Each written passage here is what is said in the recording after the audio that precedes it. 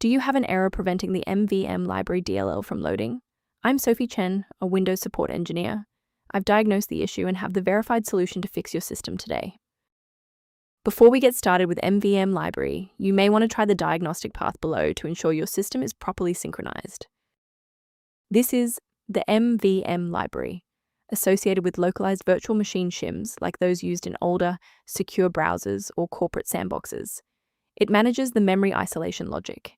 If missing, the secure environment will fail to bootstrap, reporting a hypervisor initialization error or a silent process crash. With that context in mind, our first logical step is a clean reinstallation. This problem affects a core Windows DLL. Start command prompt with administrator rights and run sfc/scan now so Windows can verify and restore system files such as Mvm library. If the setup package didn't provide a resolution, we need to look under the hood at how your system handles current session configurations. A simple restart can resolve file in use errors that mimic a missing Mvm library message.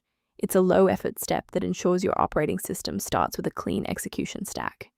Don't forget to bookmark the video or give it a like before you restart. It's the fastest way to jump right back into this tutorial after the reboot. If the initial power cycle failed to restore functionality, we will now proceed to infrastructure-level support. You may pause the video now to ensure your environment is ready. Rebooting didn't reconnect the runtime links, so let's go into the control panel and refresh the library files. First, go to Control Panel, then select Programs and Features. Second, find every Microsoft Visual C++ redistributable, 2005 through 2022. Third, right-click each and select Change, then select Repair. If that fails, download the latest all-in-one VC++ redistributable package from Microsoft's website.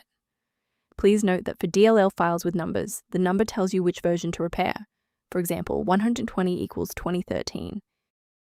To avoid future system conflicts, there is one specific security trap we should discuss. Keep in mind that Mvm library DLL must be properly registered with the Windows registry.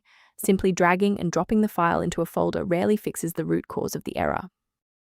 Using a professional maintenance utility is a proactive step toward keeping your system state healthy and your software synchronized.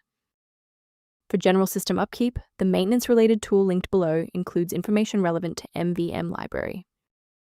I'm Sophie Chen. If this engineering guide helped resolve Mvm library dependency issues, consider subscribing so you have a trusted resource for future Windows troubleshooting.